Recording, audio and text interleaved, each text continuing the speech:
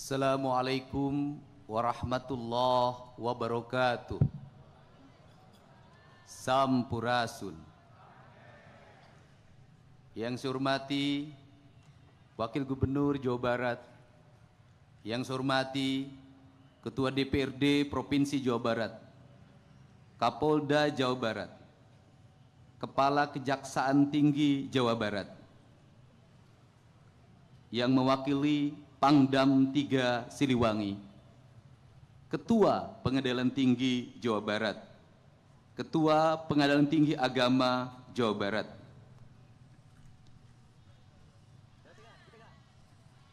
para anggota DPRD Provinsi Jawa Barat, saudara sekretaris daerah dan seluruh perangkat pemerintah daerah Provinsi Jawa Barat.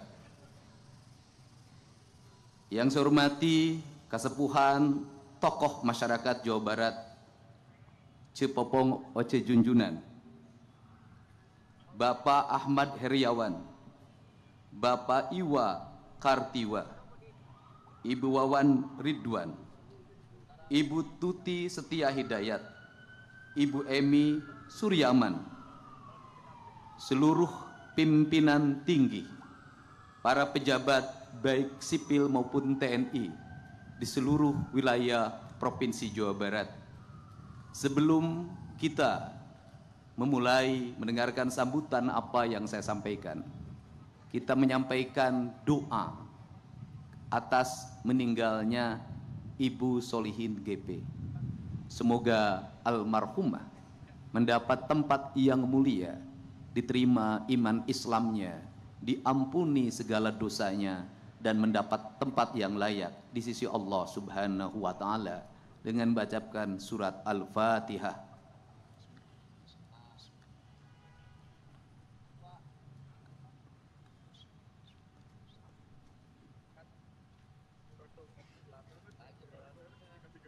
Para pejuang kemerdekaan Republik Indonesia, keluarga besar Purna Paskibraka, keluarga atau orang tua dari pengibar bendera pusaka yang telah menyelesaikan tugasnya dengan baik, dan sebagai bentuk apresiasi saya memberikan bonus 150 juta untuk seluruh pasukan pengibar bendera pusaka. Pada pagi hari ini kita bersama-sama melakukan renungan dan evaluasi diri melalui memahami hikmah secara mendalam tentang makna kemerdekaan Republik Indonesia yang hari ini memasuki tahun yang ke-80. Seluruh jajaran peserta upacara dari seluruh korps TNI Angkatan Darat, Angkatan Laut, Angkatan Udara, Kepolisian, dan juga ada barisan pasukan yang baru selesai mengikuti pendidikan Pancawaluya di Korps Marinir Cilandak, Jakarta, yang berbaris dengan rapi, memperlihatkan kesetiaan dan menunjukkan pada semua bahwa aku adalah anak Indonesia. Kalau diberi kesempatan, kalau diberi pendidikan, aku setara dengan yang lain. Kemerdekaan adalah membebaskan. Membebaskan yang diinginkan adalah ada 4 hal yang menjadi komponen pembebasan kita. Kita harus terbebas atas hak, atas kepemilikan tanah kita. Kita harus terbebas untuk menghirup udara yang bersih dalam setiap hari. Kita harus terbebas untuk menikmati matahari dalam setiap waktu. Kita harus terbebas dalam kehidupan untuk menikmati air yang merdeka, menjadi kekayaan alam yang bisa dinikmati untuk semua tanpa harus berbiaya. Seluruh kemerdekaan itu ada dalam pikiran dan rencana para pejuang kemerdekaan Republik Indonesia. Ada dalam pikiran dan gagasannya Bung Karno dan Bung Hatta. Ada dalam gagasan pikirannya Supomo. Ada dalam gagasan pikirannya Syahrir. Dan ada dalam gigisan pikiran seluruh para pendiri bangsa Indonesia. Seluruh para pendiri bangsa mencita-citakan bahwa kita suatu saat akan memajukan kesejahteraan umum, mencerdaskan kehidupan bangsa, dan ikut melaksanakan ketertiban dunia yang berdasarkan kemerdekaan, perdamaian abadi, dan keadilan sosial. Bahwa kita akan menjadi bangsa yang berdiri di terdepan dalam sejarah kebangsaan kita, dalam percaturan dunia, manakala kita sudah mampu memerdekakan rakyat kita, memajukan rakyat kita, mencerdaskan kehidupan rakyat kita, memajukan kesejahteraan umum kita. Maka pondasi yang harus dibangun oleh seluruh stakeholder, jajaran pemerintahan yang tertata di Provinsi Jawa Barat sampai tingkat desa, RT dan RW, mengembalikan kembali pesan sejarah kita, bahwa bangsa kita harus memiliki hak atas kepemilikan tanah, bahwa bangsa kita harus mendapatkan air yang bersih, bahwa bangsa kita harus menikmati udara yang bersih, bahwa bangsa kita harus bisa menikmati dalam matahari dalam setiap waktu. Karena itulah spirit berdirinya sebuah bangsa, dan itulah prasyarat kedaulatan sebuah bangsa.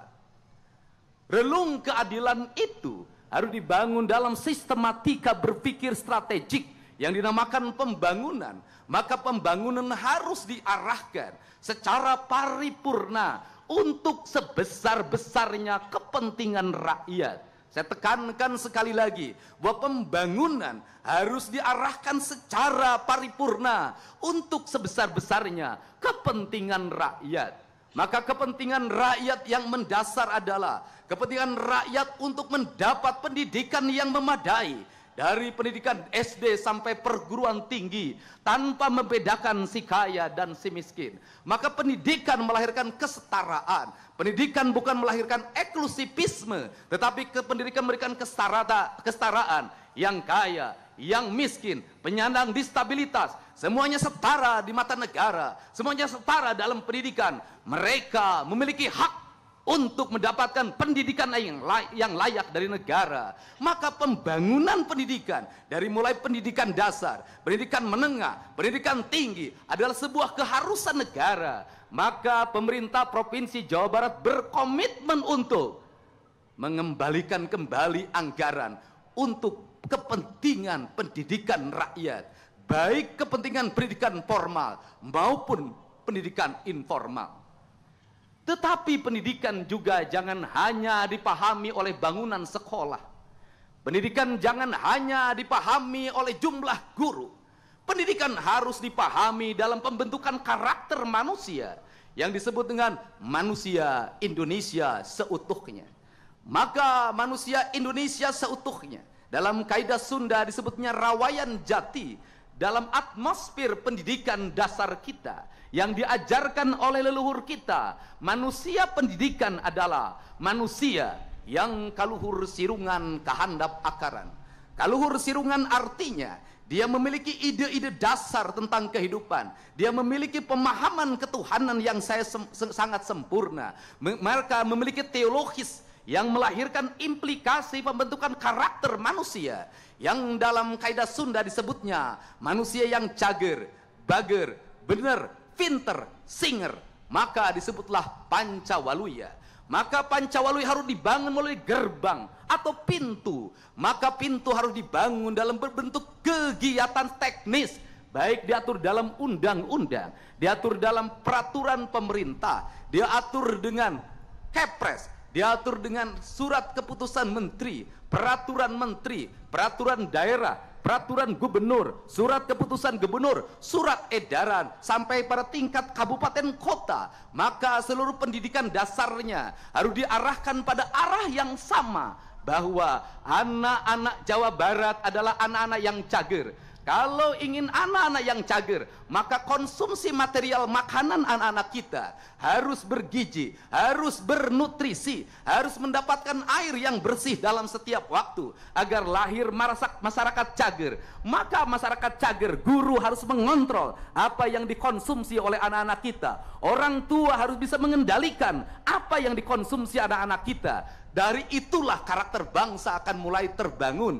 Perspektif hari ini adalah anak-anak Jawa Barat mendapat konsumsi gula yang berlebihan, mendapat konsumsi kadar minyak yang berlebihan, bahkan kadar minyaknya sudah melampaui batas. Anak-anak Jawa Barat tidak mengkonsumsi air yang bersih, maka pendidikan kita akan terbentuk karakter cager manakala kita mampu menyiapkan seluruh piranti dasar itu.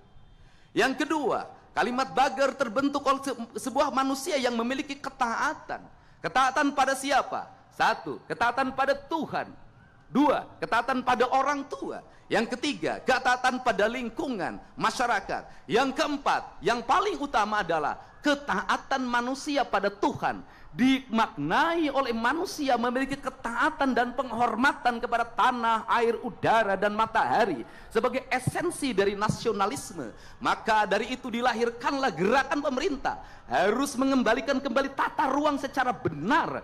Gunung harus berfungsi sebagai gunung, air harus berfungsi sebagai air, sungai harus berfungsi sebagai sungai, danau harus berfungsi sebagai danau, muara harus berfungsi sebagai muara, laut harus berfungsi sebagai laut. Proporsional itu harus dikembangkan dalam sebuah tata ruang yang memadai, tata bangunan yang memadai, tata lingkungan yang memadai. Maka pemerintah daerah Provinsi Jawa Barat secara tegas akan melakukan perubahan yang radikal terhadap berbagai bentuk penyimpangan lingkungan yang bertentangan dengan sendi-sendi kemerdekaan, yang bertentangan dengan prinsip-prinsip kebangsaan, yang bertentangan dengan kedaulatan, yang bertentangan dengan keadilan sosial. Untuk itu rasa adil harus tercipta bagi siapapun, baik yang besar maupun yang kecil, tua dan muda, laki-laki dan perempuan memiliki kehadiran yang sama tanpa membedakan gender dan unsur-unsur lainnya yang bersifat strata sosial.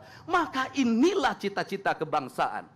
Kemudian yang ketiga, benar artinya dipahami sebagai sikap transparan dan terbuka, di mana pemimpin yang benar adalah pemimpin yang terbuka terhadap apa yang dilakukan, benar transparan dalam pengelolaan anggaran, benar dalam perencanaan, benar dalam pelaksanaan, benar dalam evaluasi. Maka pembangunan dipahami bukan hanya sebagai output, tetapi juga outcome, benefit bagi kepentingan rakyat. Maka rencana pembangunan harus diarahkan. Apakah sebuah kegiatan ini memiliki makna bagi stimulus ekonomi, memiliki makna bagi keadilan, memiliki makna bagi perubahan? Maka komponen itu tidak boleh menjadi komponen aksesoris yang harus terbuka, di mana masyarakat bisa mengaksesnya langsung terhadap pemerintah. Kerangka berpikir material digital adalah bukan kerangka aksesoris, tetapi kerangka transparansi di era digital yang harus dilakukan oleh kita bersama. Kemudian yang ketiga, pinter. Maka prioritas yang ketiga adalah pinter. Pinter adalah sebuah kerangka manusia yang melahirkan watak bahwa dia memiliki kecermatan intelektual. Maka dia memiliki kemampuan membaca, dia memiliki kemampuan menulis dengan baik. Maka kita harus melakukan evaluasi otokritik terhadap problem yang terjadi di Jawa Barat. Kalau ada anak SMP yang tidak berhitung, kalau ada anak SMP yang tidak bisa membaca, kalau ada anak SMA yang tidak ngerti matematika dasar, mereka nanti tergopoh-gopoh ketika memasuki dunia industri, mereka tergopoh-gopoh ketika memasuki dunia pekerjaan, mereka memiliki ketahanan fisik yang lemah ketika memasuki TNI, Polri. Maka ini adalah piranti harus segera dibenahi. Pemerintah yang baik adalah pemerintah yang berani melakukan evaluasi terhadap seluruh kekurangan-kekurangan yang dimiliki. Yang kelima adalah singer. Singer artinya manusia yang mau bangun pagi. Singer artinya manusia yang mau berlari cepat. Singer artinya manusia yang mau berjalan lebih cepat dari orang lain. Kelemahan bangsa kita adalah, kelemahan warga Jawa Barat, dia pinter tapi dia pemalas. Dia pinter tetapi dia lemah. Dia pinter tapi dia tidak mau berkompetisi. Maka cager, bager, bener, singer, pinter adalah sebuah kerangka berpikir tentang kesempurnaan manusia. Maka manusia itu disebutlah manusia Indonesia seutuhnya. Maka pada pagi hari ini, atas nama pemerintah Provinsi Jawa Barat, saya menyampaikan permohonan maaf pada seluruh masyarakat Jawa Barat apabila Masih ada anak Jawa Barat yang tidak bersekolah SD. Masih banyak anak Jawa Barat yang tidak bisa meneruskan SMP karena tidak punya seragam. Masih banyak anak Jawa Barat yang berhenti sekolah karena ketidakmampuan biaya. Maka dari itu adalah dosa besar yang kita pikul bersama. Seluruhnya harus terevaluasi dengan baik. Tidak boleh peristiwa itu terjadi lagi. Karena tidak boleh peristiwa itu terjadi lagi, maka kita harus berani melakukan koreksi. Selain itu, saya juga menyampaikan permohonan maaf karena masih banyak rakyat kita yang pulang dari rumah sakit secara paksa karena BPJS-nya tidak mengcover. Masih banyak rakyat kita yang mau masuk rumah sakit, BPJS perorangannya mati, tidak terbayarkan. Sehingga mereka mengalami penderitaan dan mungkin mereka meninggal tanpa pelayanan. Atau mereka yang BPJS-nya tercover, terbayarkan, dijamin oleh pemerintah, tetapi tak sanggup diam di rumah sakit karena seluruh dapurnya terhenti karena tak ada beras, tak ada minyak goreng, tak ada bahan pangan yang dimakan. Berbaring di rumah sakit melahirkan penderitaan yang lama. Maka dari itulah negara harus senantiasa hadir. Saya mengajak pada seluruh jajaran aparatur pemerintah di Provinsi Jawa Barat, para ketua RT, ketua RW, kepala desa dan kelurahan, para camat, bupati dan wali kota, untuk senantiasa membuka layanan terbuka bagi masyarakat, agar masyarakatnya bisa mengadu terhadap apa yang dia alami. Agar kepala desa membuka rumahnya, menerima rakyatnya dalam setiap waktu, sehingga keluh kesahnya bisa dijawab. Agar para camat juga sama, agar para bupati, wali kota juga sama. Seluruh jajaran kalau dilakukan secara kolektif, maka sendi-sendi penderitaan itu akan segera terselesaikan.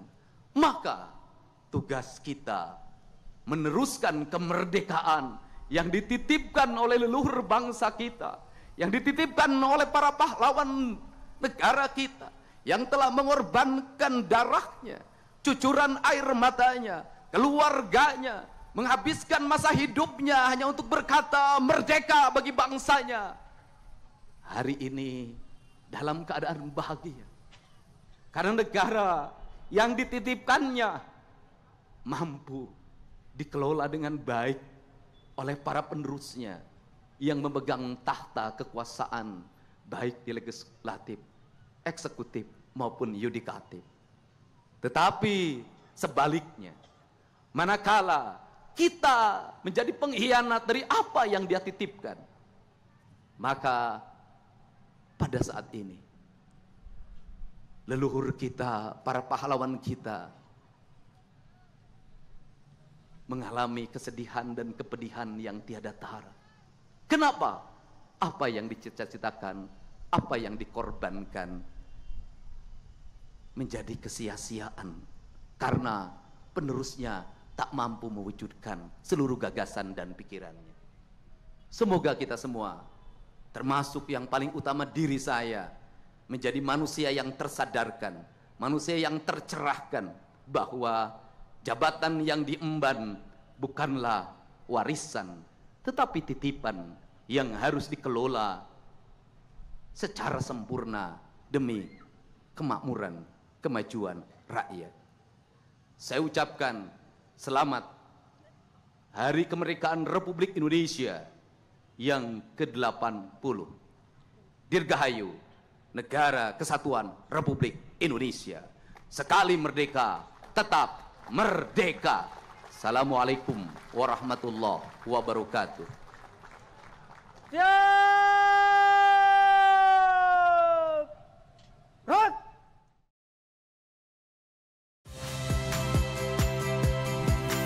Saya Valeria Bella. Saksikan program-program Kompas TV melalui siaran digital, pay TV dan media streaming lainnya. Kompas TV, independen, terpercaya.